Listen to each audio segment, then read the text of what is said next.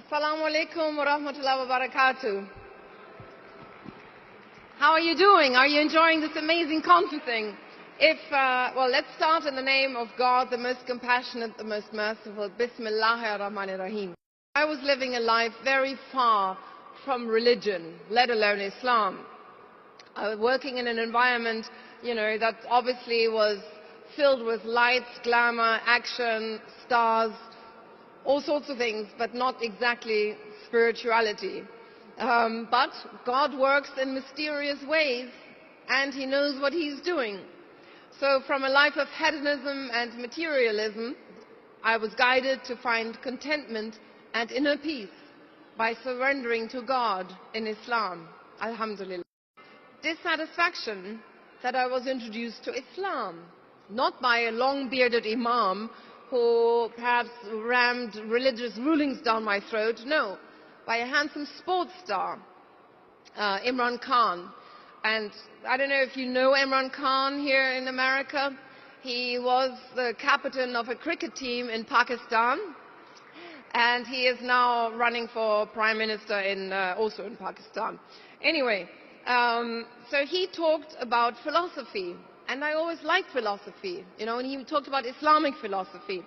And in fact, just when I met him, he had just won the World Cup for Pakistan, which had completely passed me by, because being German, I wasn't raised with cricket, so I had no idea who he was. Anyway, he challenged me about the ethical and moral values, you can say. He asked me, for example, what was the purpose of life?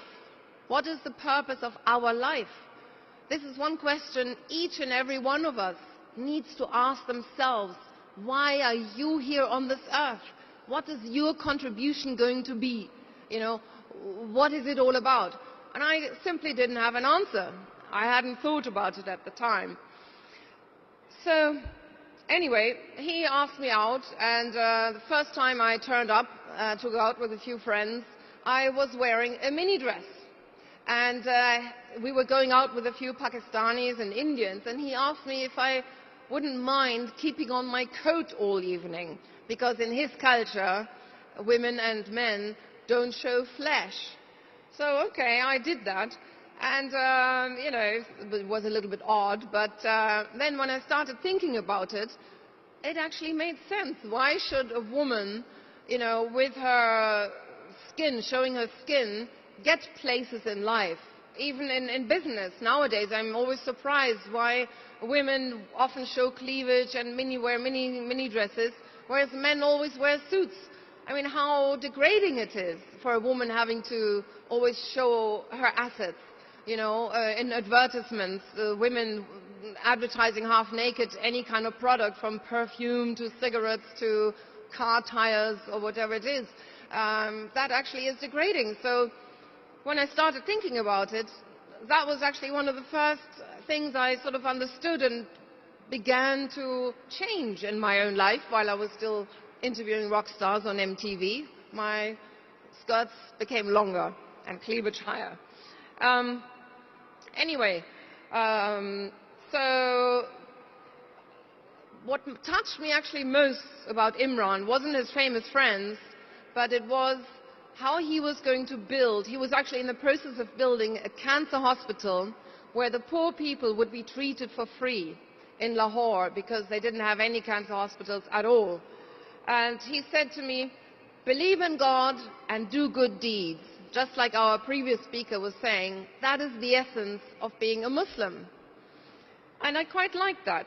Imran also talked a lot about spirituality.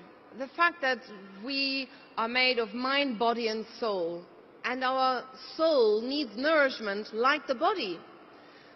And until then I hadn't even noticed I had a soul. So actually my discussions with Imran were a little bit of a wake-up call for me. He gave me a lot of books to read. Well, in fact, the very first book he gave me, Man in Islam, really resonated deeply in me. To my great surprise, the doctrines made sense.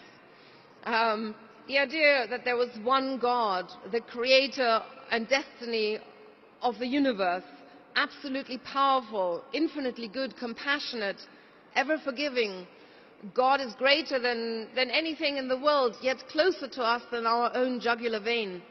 I mean, that really resonated with me. I like the idea of worshipping nothing but this one God.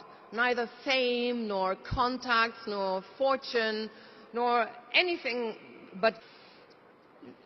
Wherever we went with Imran's Jeep, he was surrounded by a crowd of people. Everybody wanted an autograph, photographs taken, or some very poor people pressed a few rupees into his hands.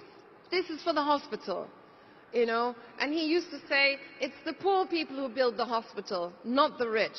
He was very impressed by his fellow countrymen being so ready to help. And in fact, everybody wanted to be part of it. I witnessed this. Women took off their jewelry to help this hospital. And now, even until now, poor people are being treated for free.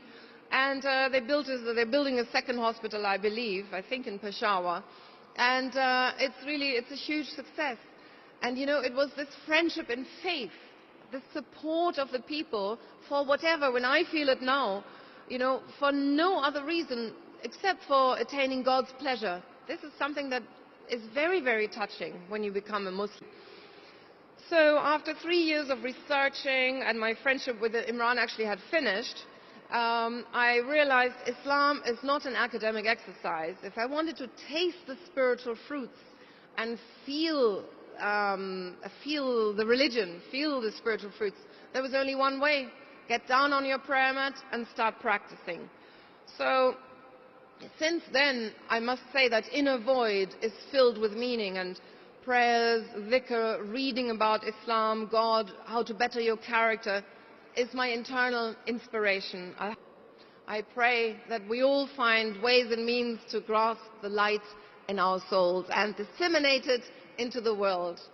Thank you very much, and inshallah, thank you.